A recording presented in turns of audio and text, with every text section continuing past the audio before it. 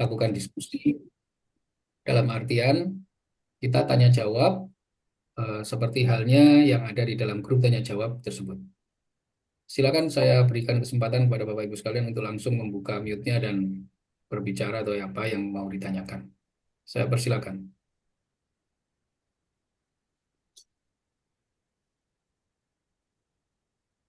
Ada pertanyaan dari chat room, ya.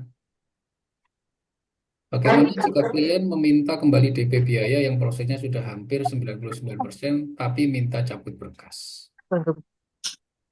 Baik, Kamera, kamera di rumah mohon dulu. di mute dulu Bapak Ibu sekalian yang baru masuk supaya tidak apa namanya masuk suaranya.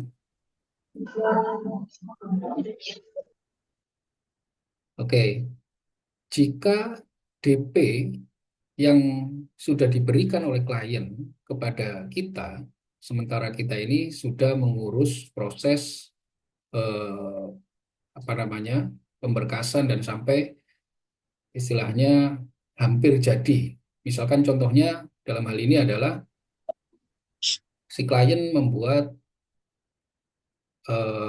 PT, ya.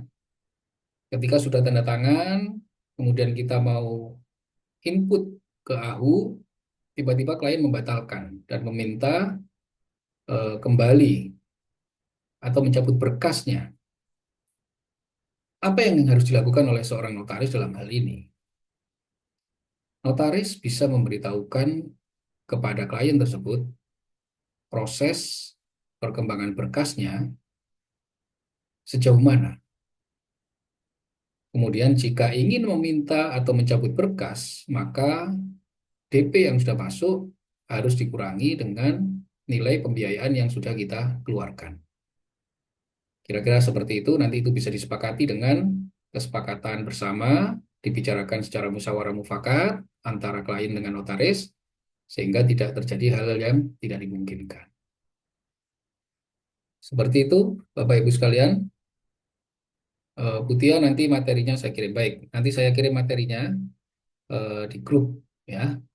Silakan bagi ada yang ingin bertanya, sebarkan link Zoom tadi karena saya apa namanya berikan secara gratis, ya. Link Zoom ini mudah-mudahan bisa membuat manfaat kepada kita semua. Silakan bagi yang ingin bertanya. Selamat bergabung Pak Muhammad Zaki, ada Pak Yasir Arafat, ya, ada Pak Arifin Sirait, dan yang lainnya. Silakan bagi yang ingin bertanya secara langsung bisa dibuka mute-nya dan langsung ditanyakan. Saya beri kesempatan, silakan Pak, Bapak Ibu sekalian.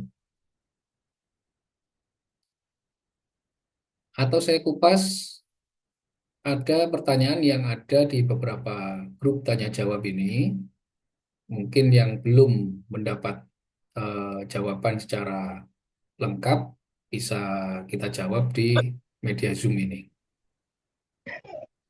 Ini saya baca dari grup tanya jawab 2 siang tadi, Oh ya, nama orang, nama sampai namanya ya. sekitar siang tadi, ya, itu dari grup tanya jawab, yaitu masalah CV yang berubah menjadi PT. Ya, masalah CV yang berubah menjadi PT. Bagaimana sebuah CV bisa berubah menjadi PT? CV dan PT ini adalah dua buah entitas yang berbeda. Sehingga hal ini sering apa namanya sering dibahas, ya, di dalam grup sampai ada surat dari eh, Dirjen Direktur Perdata bersurat kepada notaris bahwa CV tidak bisa dirubah menjadi PT kecuali dengan beberapa prosedur. Yang bisa dilakukan oleh CV tersebut adalah membuat pendirian PT baru. Kemudian setelah membuat pendirian PT baru di mana orang-orangnya berangkat dari CV, modalnya juga dari CV, namanya diadopsi dari CV, Kemudian dari pendirian PT tersebut, PT baru tersebut dimasukkan premis tentang CV supaya sejarah dari pendirian PT tersebut tidak hilang. Nah, ini sering terjadi di masyarakat kita. Ada juga pendirian PT yang berangkat dari PT perorangan. Nah, ini bisa juga terjadi hal yang sama seperti itu. Syaratnya adalah ketika PT perorangan ini sudah mencapai nilai batas maksimum modalnya yaitu 2 miliar, maka dia harus merubah entitasnya menjadi PT umum.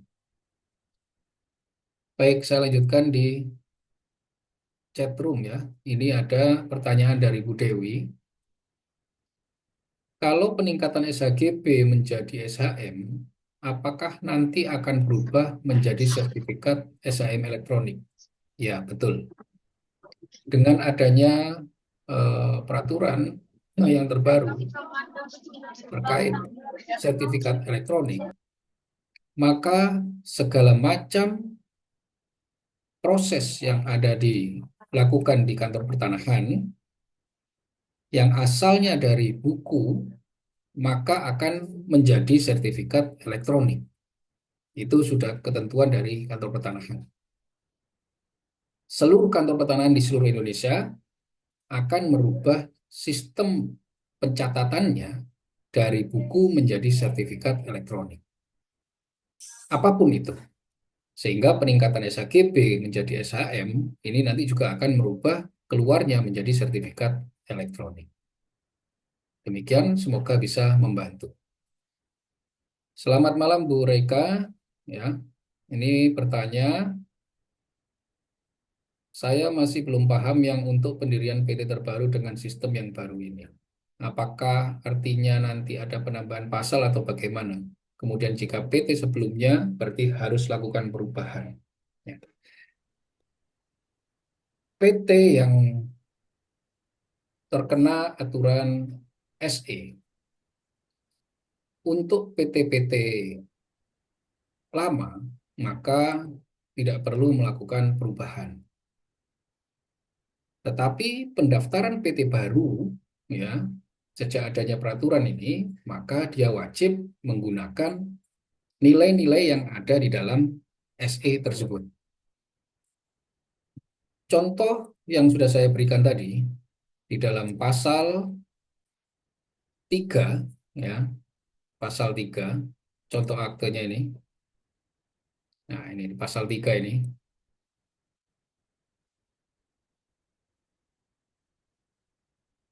Atau di pasalnya. Nah, ini, ya. Tidak ada penambahan pasal baru di dalamnya. Cuman di dalamnya ini harus dimasukkan klausul terkait perseroan yang wajib melakukan kegiatan di mana hasil kegiatannya nanti adalah untuk kegiatan sosial yang diambilkan dari dividen yang ada di dalam pasal 18 Anggaran Dasar PT.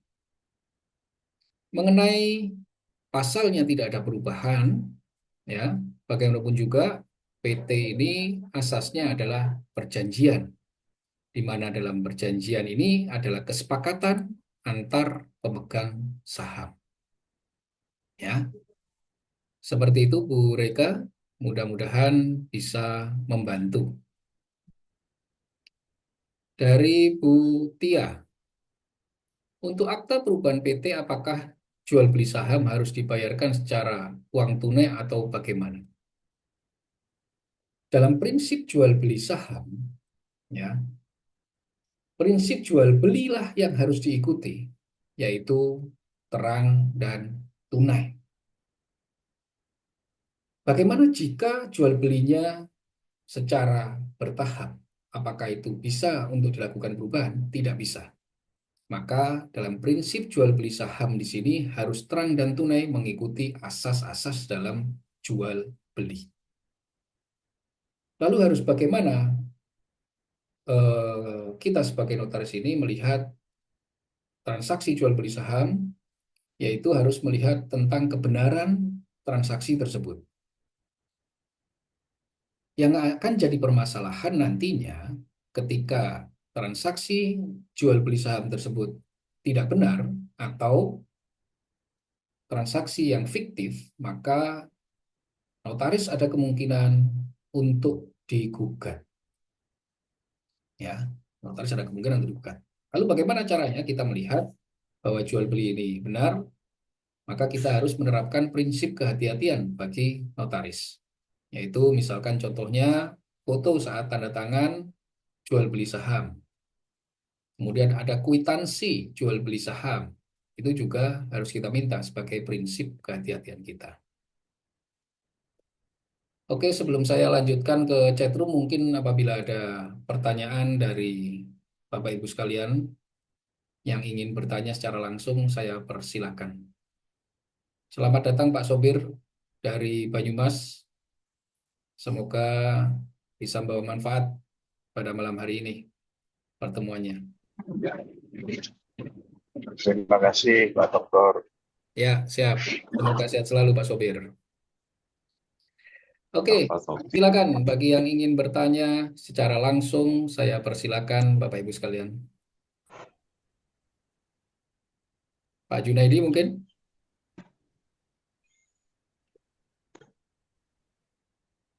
Oh, ada Pak Niko ini dari Sinyalnya masih Karawang. jelek. Ya, silakan di apa yang ingin ditanyakan Pak Junaidi.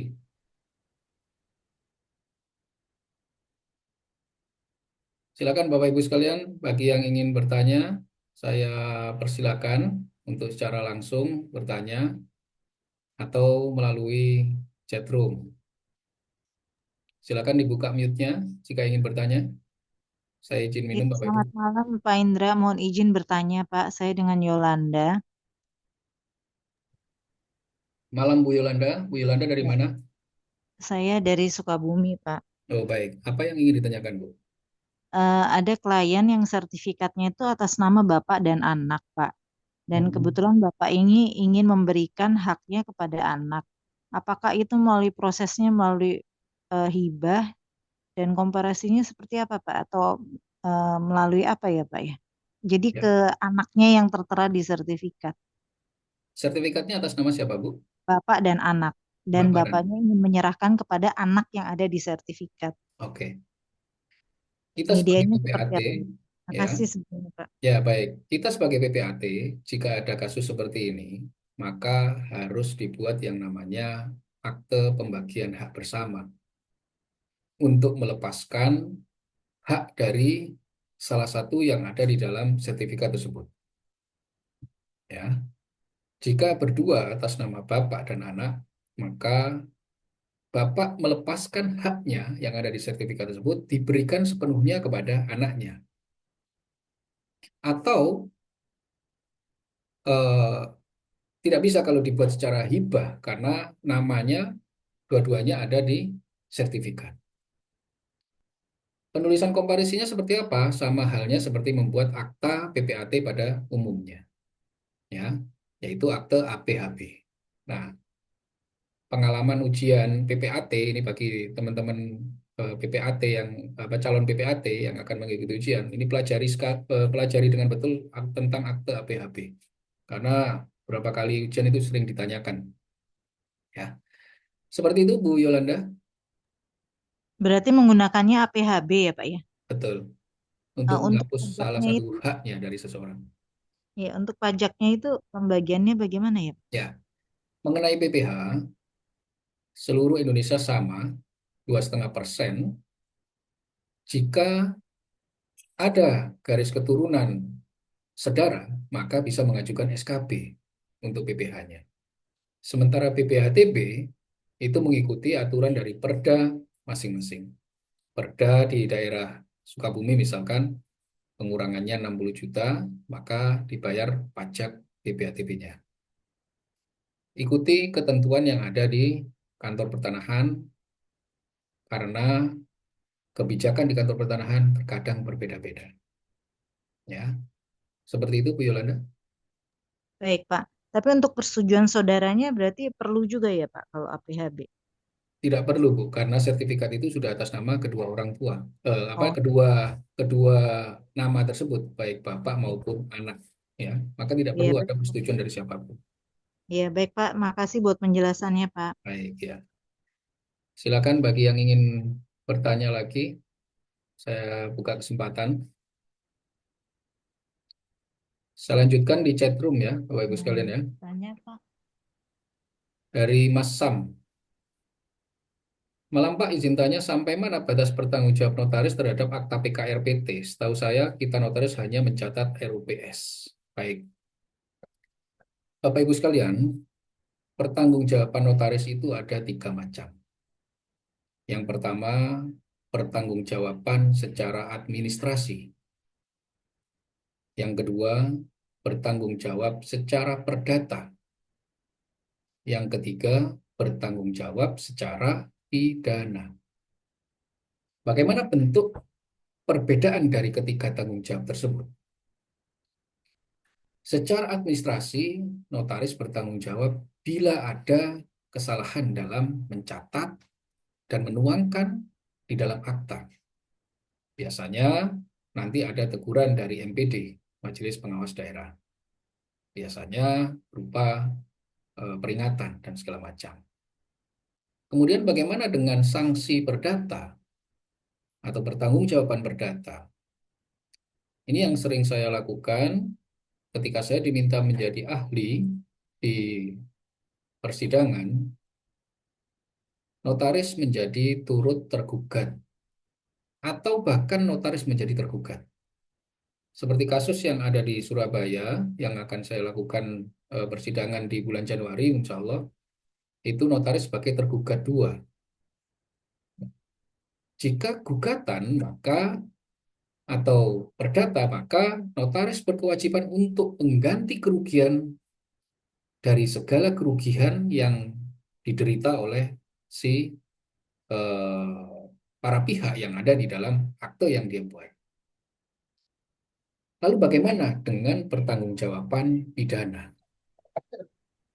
Ini juga sering saya bahas di persidangan ketika saya menjadi saksi ahli di Pengadilan Negeri Jakarta Barat terhadap kasus dokumen palsu dalam akte pendirian yayasan.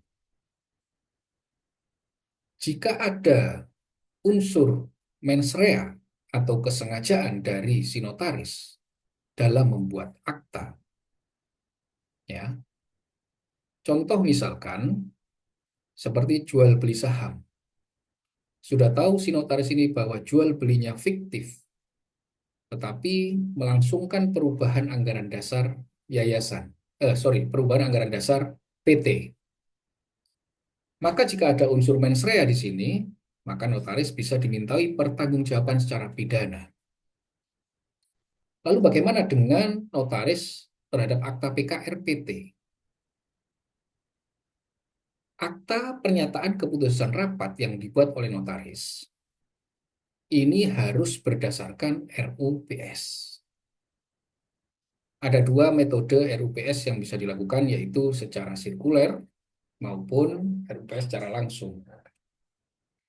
Maka PKR kita jika sudah berdasarkan RUPS, maka tanggung jawab yang ada, bisa saya katakan, jika terjadi kesalahan, kita tidak bisa dimintai pertanggungjawaban terhadap PKR yang kita buat karena sudah berdasarkan RUPS. Contoh misalkan RUPS tersebut dilaksanakan tidak sempurna. Artinya ada pemegang saham yang tidak tanda tangan memberikan persetujuan, maka jangan dilakukan PKR. Saran saya sebelum membuat PKR, diminta kepada klien tersebut yaitu anggaran dasar sampai perubahan yang terakhir. Baru selanjutnya kita bisa membuat akta PKR-nya berdasarkan RUPS. Saya lanjut lagi dari Budira. Mohon maaf Pak, saya mau bertanya, klien saya suami istri bercerai dan sudah keluar akte cerai. Terkait dengan gonogininya, sudah diselesaikan di luar pengadilan. Ada satu objek berupa satu buah rumah yang mana istrinya mau membayarkan setengah harga kepada suaminya. Dan apakah bisa balik nama kepada istrinya langsung? Mereka punya anak 2 orang yang masih di bawah umur. Apakah balik nama hanya bisa dilakukan kepada anak-anak berupa akte hibah? Baik, Bapak Ibu sekalian, terkait masalah harta bersama yang diperoleh selama perkawinan. Acuannya adalah pasal 35 Undang-Undang Perkawinan. Ya, bahwa harta yang diperoleh selama perkawinan, harta yang diperoleh sebelum perkawinan maka dikuasai oleh masing-masing pihak, baik suami maupun istri. Tapi jika terjadi perceraian, kemudian pembagian gonogininya diselesaikan di luar pengadilan dan sudah ada kesepakatan antara kedua belah pihak, baik mantan suami maupun mantan istri tersebut, maka ketika ada rumah yang mau diganti rugi oleh si istri, jika rumah tersebut atas nama si suami, maka si suami bisa melakukan proses balik nama kepada istrinya, ya, karena sudah melakukan ganti rugi atau jual beli jika sudah ada ganti rugi atau nilai uangnya. Yang dilarang dalam aturan hukum yaitu hibah dari suami ke istri yang masih terikat perkawinan tanpa perjanjian kawin. Nah, ini dilarang. Maka jika sudah terjadi perceraian dan istri menyanggupi untuk membayar ganti rugi kepada si suami, mantan suami, ya, ini bisa dilaksanakan proses jual beli antara suami istri. Tapi kembali lagi kepada kebijakan di kantor pertanahan. Saran saya konsultasikan lebih dulu di kantor pertanahan. Tapi secara teori, karena sudah terjadi perceraian dan sudah ada pemisahan terkait masalah harta gonogini, maka ini bisa dilaksanakan. Kemudian dia punya anak yang masih di bawah umur. Apakah balik namanya hanya bisa dilakukan kepada anak-anak berupa akte hibah? Nah, jika sudah terjadi kesepakatan di awal yaitu terkait masalah ganti rugi yang diberikan oleh mantan istri kepada mantan suami, maka ini bisa dialihkan kepada si mantan istri tersebut. Karena anak-anak masih di bawah umur ini belum cakap dalam melakukan perbuatan hukum, maka si anak ini masih diwakili oleh ibunya. Ya, secara keperdataan, hubungan hukum dari anak adalah diwakili oleh ibunya. Ya, sehingga dengan proses perceraian yang terjadi, maka itu bisa diproses peralihan hak dari suami kepada istri jika sama-sama saling sepakat. Seperti itu, Bu Dira, semoga bisa membantu. Saya lanjutkan lagi dari Bu Rairi Apriani.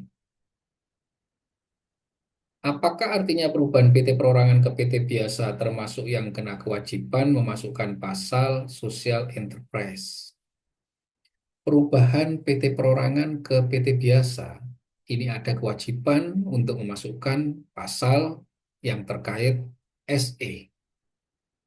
Ya, sejak berlakunya SE tersebut, maka PT-PT yang didirikan sejak berlakunya SE, maka wajib untuk dimasukkan ketentuan tentang SE yang ada di dalam pasal 3 dan pasal 18 tentang pembagian dividen tadi. Pak Arifin, ya, Pak Arifin Sirait, bagaimana cara membubarkan CV? CV yang sudah terdaftar di Sabu, maka bisa dibubarkan via Sabu dengan membuat akta pembubarannya.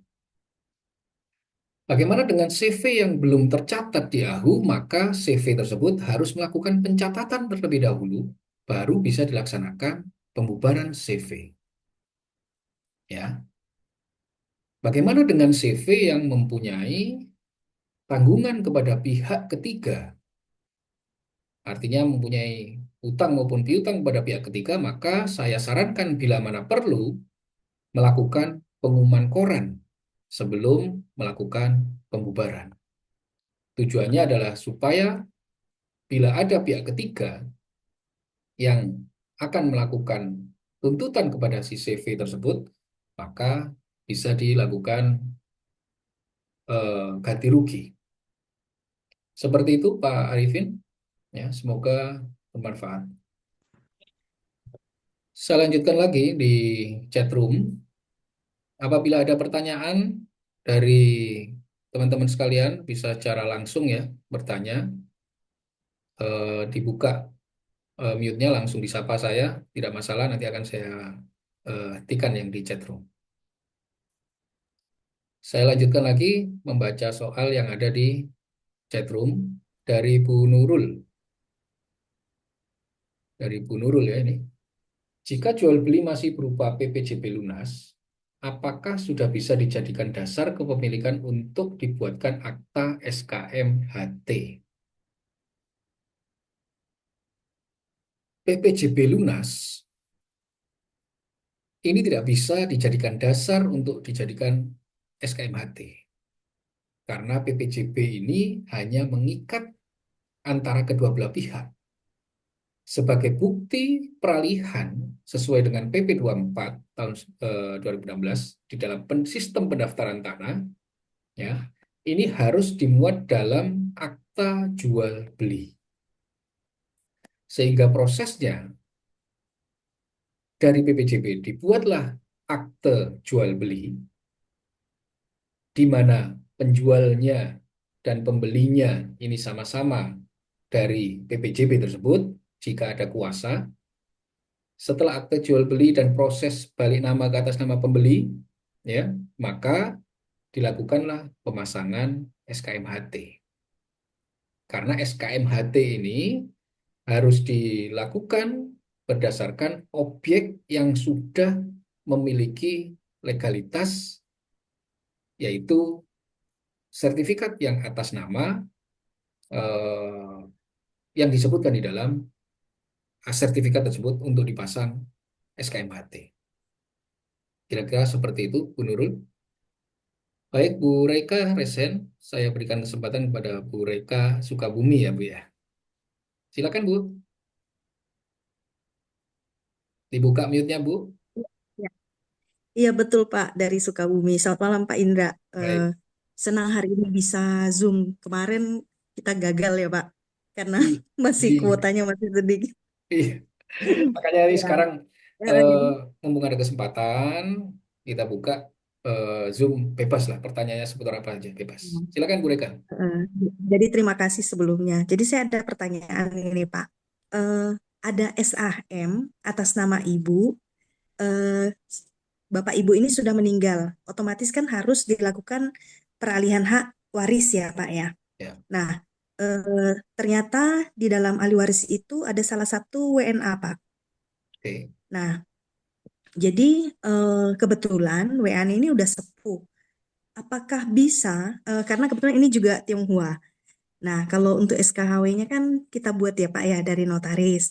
Nah, apakah bisa untuk penandatanganan SKHW itu eh, dilakukan dengan adanya surat kuasa? Karena untuk yang WNA ini sudah sepuh gitu, Pak. Itu aja. Ya. Terima Sudah kasih. cukup? Cukup, Bu Reika? Ya, cukup, Pak. Baik. Untuk diketahui bahwa warisan yang ada di Indonesia ini terbuka bagi ahli waris, baik dia WNI maupun WNA. Ya, cuman harus memperhatikan pasal 21 Undang-Undang Pokok Agraria bahwa jika warisan ini jatuh kepada WNA, maka dalam jangka waktu 1 tahun harus dialihkan kepada WNI. Bagaimana dengan pembuatan surat keterangan hak mewaris? Saya sering bahas di dalam grup tanya jawab. Dengan adanya undang-undang kependudukan, maka sudah tidak ada lagi yang namanya Tionghoa maupun pribumi. Yang ada adalah WNI dan WNA.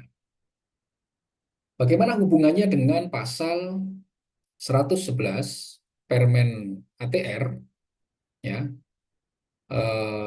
terkait masalah kewajiban notaris membuat surat keterangan hak mewaris untuk golongan Tionghoa. Dalam hal struktur hukum yang ada di Indonesia, asas-asas hukum yang ada di Indonesia, maka ketentuan Permen ATR itu tidak bisa dilakukan karena dia lebih rendah daripada Undang-Undang Kependudukan maupun Undang-Undang Jabatan Notaris. Ya. Maka notaris boleh membuat surat keterangan hak mewaris bagi golongan WNI maupun WNA. Bagaimana ketika WNA tersebut, posisi WNA tersebut ada di luar negeri atau di Indonesia, Bu? Bu Reka? Ya, di Indonesia, Pak, tapi udah sepuh. Nah, jadi dalam waktu mungkin 2 hari ini dia akan balik lagi ke Amerika seperti Pak. Sementara kan proses itu masih panjang begitu ya untuk pengurusan-pengurusan lainnya. Jadi apakah bisa eh, untuk membackup nih agar dia nggak balik lagi ke Indonesia karena usianya udah 85 tahun seperti itu Pak. Jadi kan SKHW ini belum dibuat begitu. Apakah bisa dengan surat kuasa untuk diberikan kepada salah satu ahli waris untuk menandatangani untuk SKHW-nya itu Pak? Ya. Bisa, Bu. Ya. Ketentuan terkait masalah kuasa ada di dalam pasal 1792 KUH Perdata. Bahwa kuasa ini diberikan oleh pemberi kuasa kepada penerima kuasa. Dalam hal kuasa bagi keterangan hak mewaris, saya selalu meminta kuasa notarial. Ya, saya tidak mau dengan kuasa di bawah tangan. Ingat, 1813 KUH Perdata mengatakan berakhirnya tentang kuasa salah satunya adalah proses kematian. Ya, maka tadi dikatakan bahwa WNA-nya ini sudah sepuh, ya. Jangan sampai nanti ketika WNA ini sudah meninggal, tapi prosesnya tetap dilakukan. Karena dengan meninggalnya pemberi kuasa, berakhirlah kuasa tersebut. Bagaimana solusi dari masalah ini? Jika bisa WNA tersebut ada di Indonesia, segera untuk dilaksanakan pembuatan surat keterangan hak mewarisnya. Kemudian, segera pula dilaksanakan proses peralihan haknya.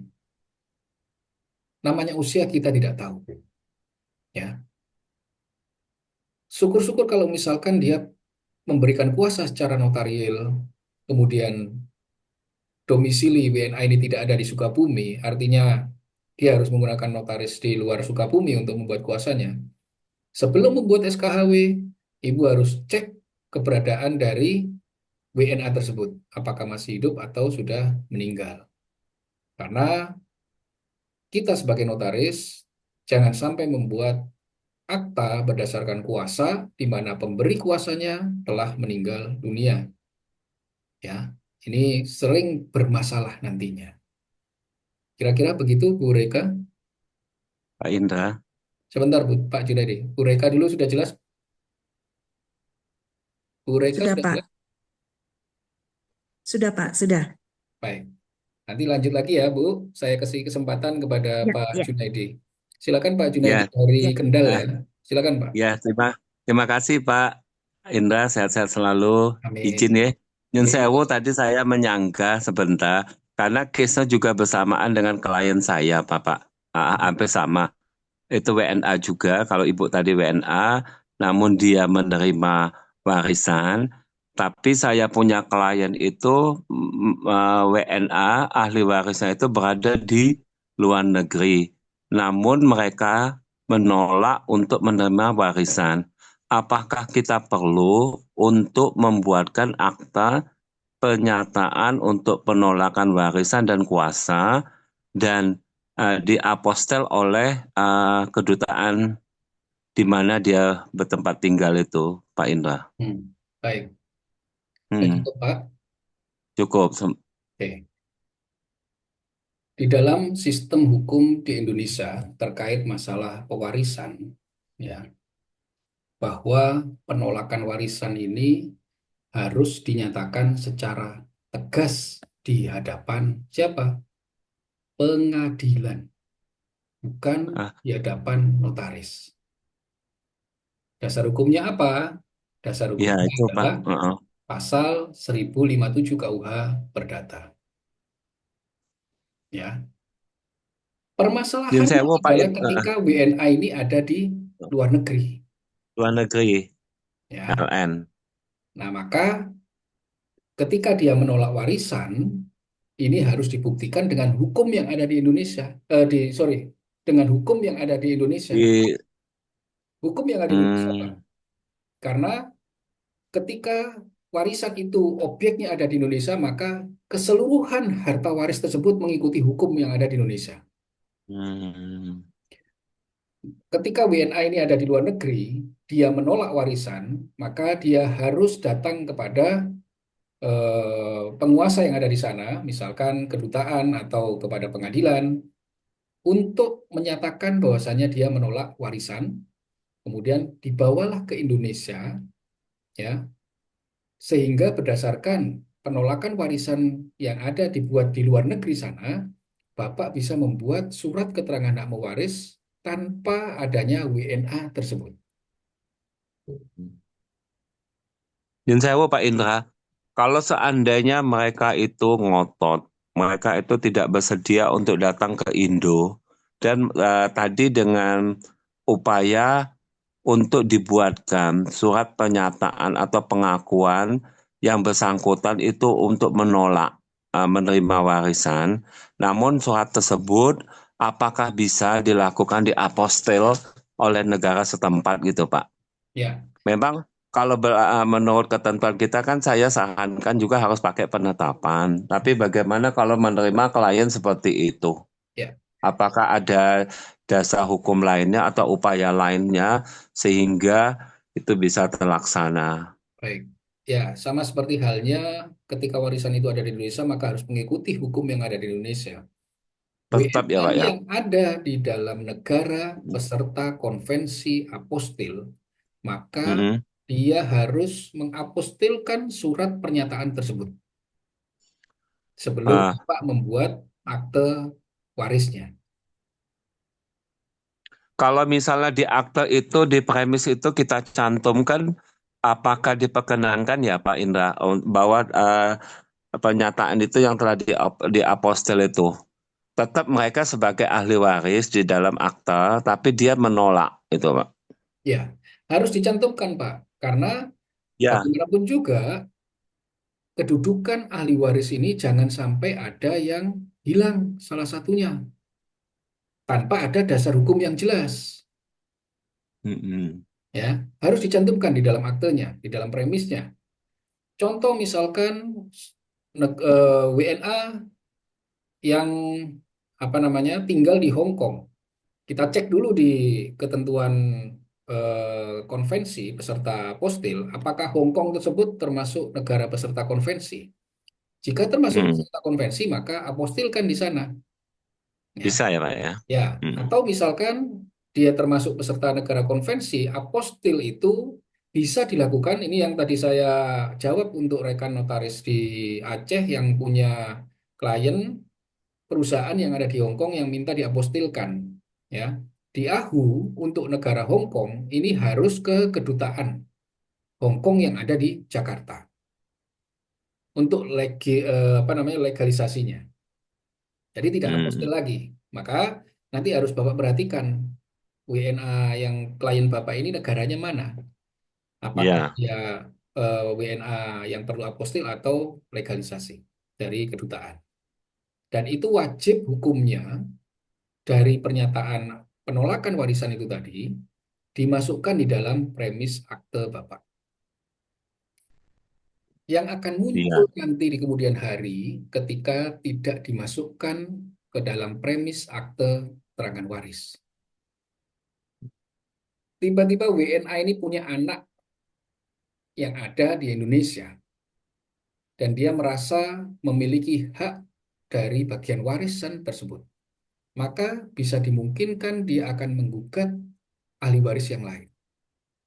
Dan itu pasti akan terjadi karena dia sebagai ahli waris dari WNA tersebut. Maka ketika sudah dimasukkan ke dalam premis, ini merupakan prinsip kehati-hatian bagi notaris. Kira-kira seperti itu, Pak Junedi? Oh iya, satu lagi Pak, Silakan. saya itu juga kebetulan banyak juga klien di luar itu Pak. Ada direkturnya itu kan berada di luar negeri.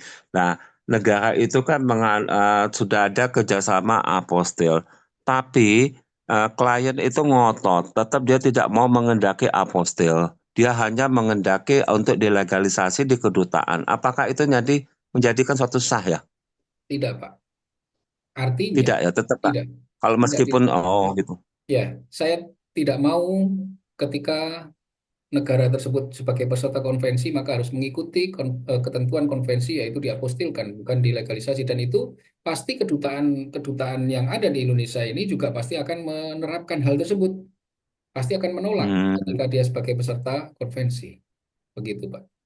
Jadi oh kalau gitu. misalkan dia maksa untuk Hmm. legalisasi, ya sudah, kita wajib menolak karena tidak sesuai dengan prosedur yang ada. Begitu, Pak. Tapi nyun sewu Pak Indra, infonya kalau Bapak menolak ada notaris lain yang bersedia untuk menerima dokumen tersebut yang dilegalisasi. Saya Hmm. juga lagi cari aturan hukumnya juga itu apakah legalisasi itu dapat dipergunakan sebagai pengganti apostil. Itu tadi saya katakan Oh, bentuk kadang-kadang pertanggungjawaban kita kan notaris. rancu satu pihak kan kita berargumen seperti itu, di lain pihak ada rekan kita yang bersedia, ya meskipun walaupun ya, Ya, ya, itulah perlunya hmm, belajar, Pak. Saya pikir ya. ya Perlunya betul, belajar supaya hmm, kita tahu peraturan-peraturan yang terbaru, betul, ketentuan-ketentuan yang terbaru, sehingga kita tidak serta-merta menerima klien dengan prosedur yang salah. Ya. betul, Nah, jadi kalau saya berpendapat bahwa prinsip kehati-hatian itu sangat diperlukan. ya penting, ya. Gitu. Seperti itu, Nggih, Pak. terima kasih ya Pak Indra Ya, ilmunya. sama-sama. Sehat selalu, Pak Junaidi. Oh, nggih, Bentar. sehat-sehat. Oke, saya beri kesempatan nih kepada saudaraku dari Karawang nih, Pak Niko. Silakan, Pak Niko. Terima kasih. Selamat malam. Assalamualaikum, Pak Indra. Nah, Pak Niko, Waalaikumsalam. salam kenal. Silakan, Pak Niko. Aduh, saya juga apa namanya ya. Sebelumnya mohon maaf dulu dengan pertanyaan ini karena pertanyaan ini agak unik. Kalau menurut saya unik gitu ya. Saya didatangi oleh seorang pembeli perumahan gitu Hmm. ya. Hmm. Pembeli ini dasar dia dulu jual beli kapling itu adalah PPJB. PPJB lunas. Oke, tapi di bawah tangan. Nah, pada ingatannya dia merasa dulu dia sudah pernah tanda tangan AJB. Jadi artinya sudah dituangkan dalam akta jual beli. Lalu sertifikat dia tidak terima. Sampai saat ini dia tidak terima. Kenapa? Karena ternyata dari bidang tanah itu ada dari kafling itu ada beberapa bidang tanah yang berasal dari sertifikat induk yang berbeda. Jadi pada saat tanda tangan akta jual beli dulu itu sebenarnya sertifikat induknya sudah ada gitu loh. Makanya dilakukan penandatanganan. Yang aneh ketika sertifikat itu ditanyakan sekarang PPAT-nya menyatakan bahwa AJB yang dahulu itu sudah tidak berlaku lagi. Saya nggak habis pikir, ini jawabnya gimana nih Pak Indra? Karena setahu saya pembatalan AJB itu kan berdasarkan putusan pengadilan gitu kan. Mohon maaf sebelumnya ya atas pertanyaan yang aneh-aneh sedikit nih. Iya. Cukup, Pak? Ya, cukup. Oke, saya coba menjawab, Pak ya. Kita diskusi. Dalam hal seorang notaris membuat PPJB lunas, kemudian diikuti dengan AJB, tanpa memperhatikan prinsip kehati-hatian, yaitu yang pertama adalah cek sertifikat terlebih dahulu sebelum membuat PPJB. Karena ada kemungkinan bila kita tidak lakukan cek sertifikat, maka kemungkinan terburuk itu bisa terjadi. Ya, seperti yang diceritakan Pak Niko. Berikutnya, AJB tanpa mengikuti prosedur yang ada dalam PP 37 tahun 98 maupun sistem pendaftaran tanah yang ada di Indonesia, maka menyebabkan AJB ini terdegradasi dari keotentikan sebuah akta. 1868 KUH berdata bahwa akta itu dibuat di hadapan pejabat umum yang mana dia melakukan pembuatan akta berdasarkan prosedur yang benar. Sebuah akta AJB dibatalkan dan PPAT tersebut mengatakan AJB lama dibatalkan, kita wajib meminta pembuktian dari pembatalan tersebut. Bila bukti tersebut belum ada, maka kita masih mempunyai kesempatan untuk membuat AJB dengan mengikuti prosedur yang ada. Dalam hal AJB, wajib hukumnya melihat sertifikat yang akan diproses. Bila sertifikat itu masih induk, maka bisa dilakukan yang namanya PPJB terlebih dahulu sebelum masuk kepada AJB. Karena pasti akan dilakukan pemecahan terlebih dahulu sebelum AJB. Karena di dalam AJB tersebut, objek yang termuat di dalam AJB adalah sertifikat di mana letak tanah tersebut berada yang merupakan pecahan dari sertifikat induk. Dalam hal ini Pak Niko, saya belum tahu secara jelas, secara detail data-datanya seperti apa, sehingga saya bisa hanya memberikan terkait masalah teori dan juga bagaimana solusinya. Kira-kira seperti itu Pak Niko? Boleh saya lengkapi Pak Indra? Silakan. Nah, jadi PPJB-nya itu di bawah tangan sebenarnya. Oke. Oke. Nah, AJB dibuat itu pada saat sertifikat induknya masih berlaku. Jadi bagian daripada sertifikat induk tadi. Pemecahannya belum selesai. Tapi sertifikat induk masih berlaku gitu kan. Dan sedikit mungkin agak berbeda tadi ya. Karena dari perspektif saya, kalau yang namanya AJB itu adalah rilas akta, bukan parti akta sebenarnya gitu kan. Dan ini menunjukkan suatu peristiwa hukum. Masih ingat nggak Pak Indra, kita rencana bikin seminar tentang perbedaan perjanjian dan perikatan? Oh iya, belum terlaksana itu sampai hari ini. Kita ketemu di Tebet kemarin, belum terlaksana itu. Saya lagi nyusun bukunya, cuman memang masih ada terhambat-hambat lah dengan urusan yang lainnya gitu kan. Jadi ini penting sekali untuk kita sepakati gitu ya, bahwa AJB ini sebenarnya rilas akta dibuat oleh PPAT itu gitu kan. Tapi yang membuat saya aneh gitu ya, dia itu PPAT-nya menyatakan sendiri bahwa AJB ini tidak berlaku lagi. Itu yang saya sampai saat ini secara teoritis tuh dasar hukumnya seorang PPAT menyatakan tidak berlaku lagi itu apa gitu kan? Saya belum ketemu Pak Indra. Demikian Pak Indra. Oke, baik ya. Untuk pembatalan AJB itu kan harus dengan adanya kesepakatan para pihak terlebih dahulu. Ya. Kesepakatan para pihak terlebih dahulu. Lalu bagaimana dengan pembatalan AJB? Lihat ketentuannya di dalam akte tersebut. Apakah di dalam akte tersebut ada ketentuan terkait pembatalan? Ya. Kembali kepada aktenya nanti. Karena konsep akte yang dimaksudkan di sini akte jual beli sesuai dengan perkaban maka harus diatur dengan pasal-pasal tertentu yang ada di dalam akte tersebut. Apakah diatur terkait masalah pembatalan aktenya? Jika diatur, maka ikuti ketentuan tersebut. Seorang PPAT tidak bisa mengatakan akte ini menjadi batal dengan sendirinya sebelum adanya kekuatan hukum yang tetap, baik dibatalkan kedua belah pihak maupun dibatalkan oleh penetapan pengadilan. Ya, putusan pengadilan. Sorry. Kira-kira seperti itu, Pak Niko. Saya berharap kita bisa ketemu nanti di Jakarta. Amin.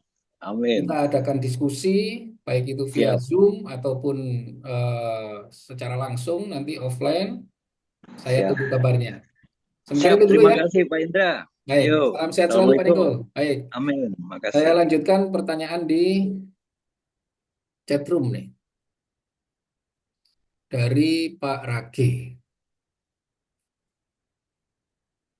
Bagaimana terhadap legalisasi atau war making, tetapi draft surat di bawah tangan tersebut kita yang bantu buatkan, karena terkadang mereka tidak paham untuk membuat suatu surat.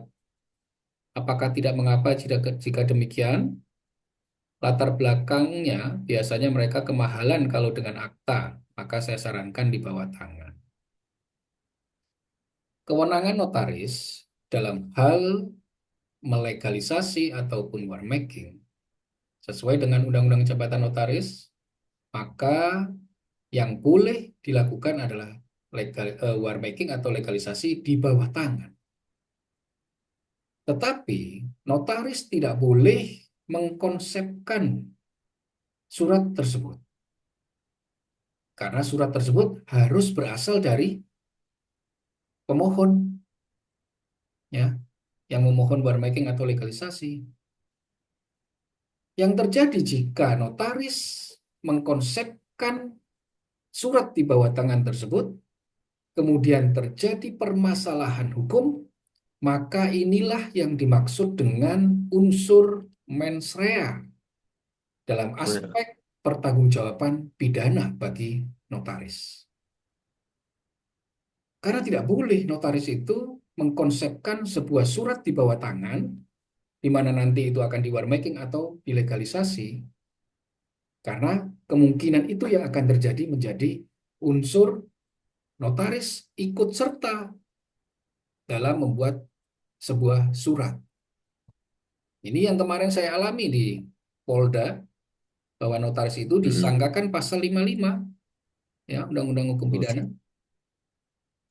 dalam hal turut serta melakukan perbuatan pidana. Nah, ini harus hati-hati Bapak Ibu sekalian. Nah, ini perlunya grup tanya jawab. Di situ ada berbagai macam permasalahan dan solusi yang bisa kita bahas bersama sehingga bisa membawa manfaat buat kita semua. Saya lanjutkan lagi atau mau ada yang bertanya, silakan raise hand dulu ya Bapak Ibu sekalian supaya nanti saya bisa menyapa. Dari Bu Dewi lagi ya. Bagaimana solusi apabila terdapat tanah warisan belum sertifikat ingin dibagi di antara 7 orang ahli waris dengan kondisi tanah masih belum bersertifikat tersebut, di mana 1 orang ahli waris ingin menjual atau melepaskan haknya dengan ganti rugi dari 6 orang ahli waris lainnya. Bapak Ibu sekalian, dengan adanya sistem pendaftaran tanah di Indonesia yang terbaru yaitu terkait sertifikat elektronik, maka jika tanah tersebut belum bersertifikat, maka harus diproses sertifikatnya. Kita sebagai PPAT, jangan pernah membuat akta apapun sebelum adanya peta bidang tanah, di mana nanti akan dilakukan pengukuran dan SKPT sebelum kita membuat akta. Itu untuk prinsip kehati-hatian kita.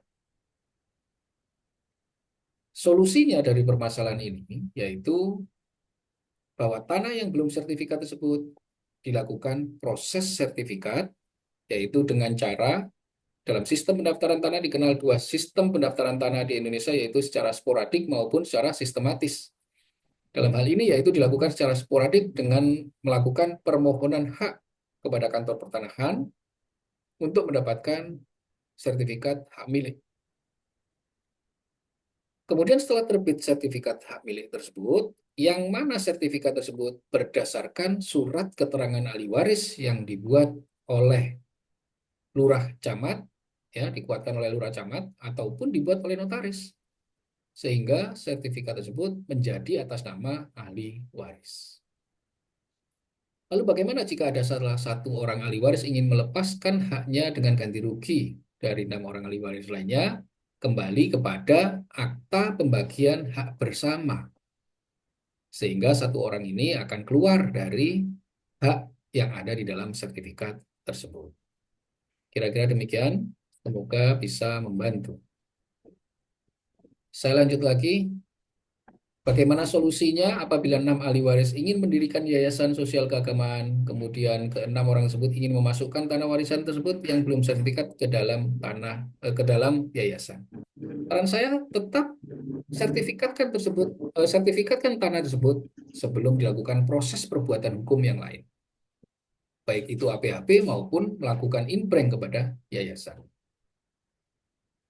Jika 6 orang ahli waris ini sudah mendirikan yayasan, kemudian memasukkan tanah warisan tersebut kepada yayasan, maka bisa disebut dengan aset yayasan. Ketentuan di dalam undang-undang yayasan, ya, maupun di dalam akte pendirian yayasan, bahwa yayasan ini bisa mendapatkan modal atau kekayaan yang berasal dari hibah, jual beli, kemudian wasiat, dan perolehan lain yang tidak melanggar undang-undang.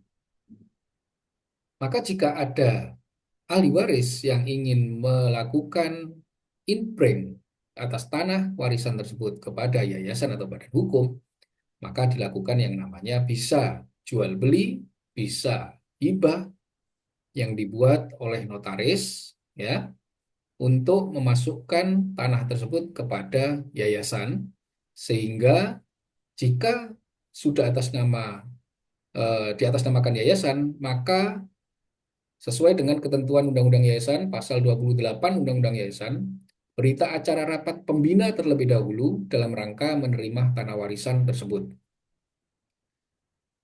Berita acara rapat tersebut dari pembina memberi kuasa kepada ketua yayasan yang bertindak untuk dan atas nama yayasan menerima tanah warisan tersebut sebagai penerima hak, baik dilakukan melalui proses hibah maupun jual beli. Berikutnya, jika yayasan, berbicara masalah yayasan kita, ketentuan di dalam PP 38 tahun 63 bahwa badan-badan hukum yang bersifat kemanusiaan dan keagamaan boleh memiliki hak milik. Jika yayasan tersebut tidak mempunyai rekomendasi dari Kementerian Sosial maupun Kementerian Agama bahwa yayasan tersebut bergerak di bidang kemanusiaan dan keagamaan, maka sertifikat tersebut tidak bisa berupa hak milik. Harus diturunkan haknya menjadi hak guna bangunan. Bisa juga melalui proses wakaf dari ahli waris kepada yayasan. Sehingga bentuk sertifikatnya nanti adalah sertifikat wakaf atas nama yayasan. Kira-kira seperti itu, Bu Dewi. Semoga bisa bermanfaat. Saya lanjutkan lagi dari Bu Tia nih, notaris dan calon PPAT di Kabupaten Bogor.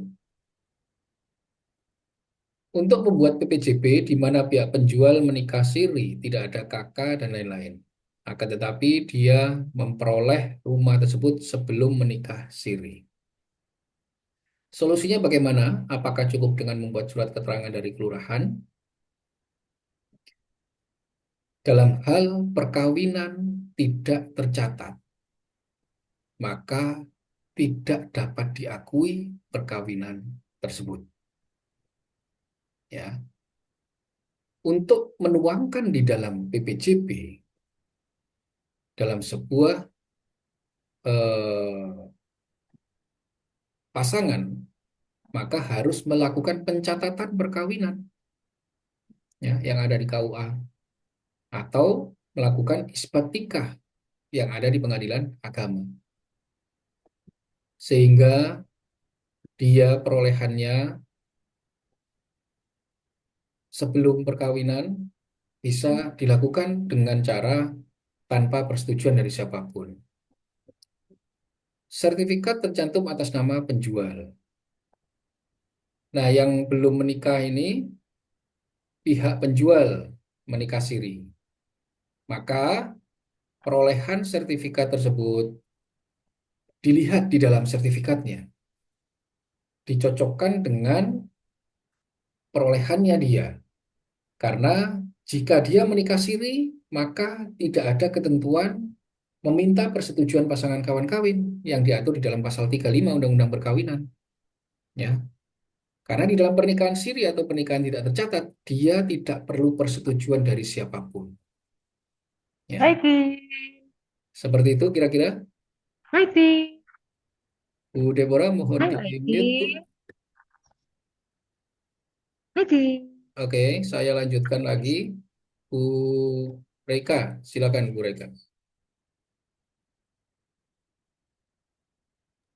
Ya, baik Pak Indra. Tadi sebelumnya itu ada bahas tentang ahli waris. Kembali lagi saya bertanya berkaitan ahli waris ini. Nah, kita sebagai notaris tadi sudah dijelaskan bahwa boleh membuat SKW baik WNI maupun WNA. Seperti itu ya, Pak? Ya. Nah, yang saya tanyakan, misalnya nih Pak, ada pewaris artinya yang sudah meninggal ini domisili terakhirnya di Kota Bogor. Kemudian ahli warisnya yang lain itu di Sukabumi. Nah, untuk kewenangan notaris membuat SKW ini, apakah di Bogor atau boleh di mana tempat ahli waris yang mengajukan atau bagaimana Pak peraturannya seperti itu? Iya, Agar biar nggak salah. iya. Terima kasih Pak Indra. Baik. Ketentuan terkait masalah tadi sudah saya jelaskan bahwa Undang-Undang Jabatan Notaris ini lebih tinggi daripada Permen ATR ya. Maka sepanjang ahli waris ini menghadap kepada kita, di mana pewaris meninggalnya di daerah tidak sewilayah jabatan dengan kita, maka tetap bisa dilakukan. Ya. Di dalam ketentuan Permen ATR, pasal 111 ayat 1 huruf F, bahwasanya surat keterangan ahli waris ini harus dibuat di hadapan notaris di mana pewaris tersebut meninggal dunia. Contoh, jika pewaris meninggal dunia di Jakarta, maka yang berhak membuat keterangan warisnya adalah notaris Jakarta. Tetapi ketentuan ini saya rasa masih lebih rendah dibandingkan Undang-Undang Jabatan Notaris, bahwa notaris sepanjang bisa membuat aktanya menghadap kepada notaris tersebut, di mana pewaris tersebut meninggal dunia di luar wilayah jabatan kita, itu masih diperbolehkan. Tetapi kembali lagi kepada kebijakan di kantor pertanahan nanti yang akan menerima berkasnya. Ya. Kembali lagi kepada kantor pertanahan. Saya sarankan untuk berkonsultasi terlebih dahulu di kantor pertanahan, sehingga kita tidak sampai salah dalam membuat aktanya. Seperti itu, Bu Reka. Baik Pak Indra. Baik, terima kasih Pak Indra. Baik, sama-sama. Baik, Bapak Ibu sekalian, masih adakah yang ingin ditanyakan sebelum kita close? Ini sebenarnya tadi saya kasih waktu sampai pukul 22, tapi saya pikir kita butuh istirahat juga ya, karena malam 22. Saya kasih kesempatan 5 menit lagi lah. Gitu. Ya, silakan bagi Bapak Ibu sekalian yang ingin bertanya. Ini ada saya baca di chatroom ya. WNA mempunyai hak sebagai ahli waris atas tanah yang ada di Indonesia. Kalau bisa sebagai ahli waris, apakah dimasukkan dalam SKW dan balik nama waris di sertifikat tanahnya? Betul sekali Pak Agustinus ya, bahwa WNA ini mempunyai hak sebagai ahli waris untuk objek warisan yang ada di Indonesia, baik berupa benda bergerak maupun benda tetap. Jika benda tetap, ketentuannya ada di dalam pasal 21 Undang-Undang Pokok Agraria. Jangka waktu 1 tahun harus segera dialihkan kepada pihak lain.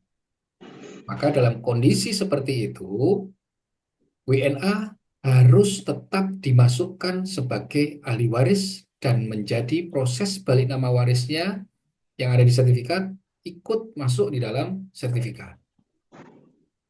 Tetapi ada ketentuan pasal 21 harus segera dilepaskan sebelum 1 tahun. Seperti itu, Pak Agustinus. Semoga bisa membantu. Saya lanjutkan lagi baca di chatroom. Jika sertifikat atas nama ibu yang saat membeli sudah cerai, ada akte cerai, baru selesai balik nama, belum sempat ditingkatkan kepada SHM. Ibu tersebut meninggal dunia. Hanya memiliki 1 ahli waris anak yang masih di bawah umur. Karena biaya peningkatan sudah terbayar, apakah bisa dilanjutkan proses peningkatannya? Bisa, ya. Jadi sertifikat atas nama ibu yang membelinya bukan dari perkawinan, maka bisa langsung jatuh kepada ahli warisnya ketika ibu tersebut meninggal dunia. Tapi bagaimana ketika ada anak yang masih di bawah umur?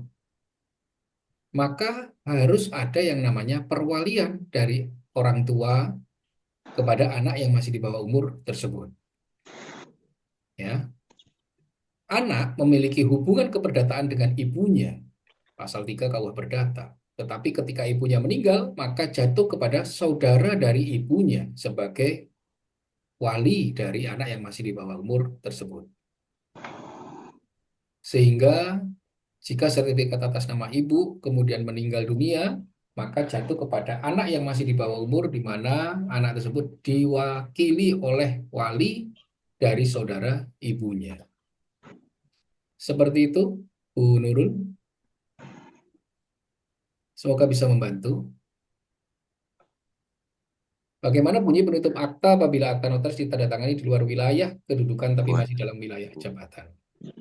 Akta notaris ini dimuat di dalam penutup aktanya bahwa akta ini ditandatangani di kota A, provinsi jabatan kita, wilayah jabatan kita.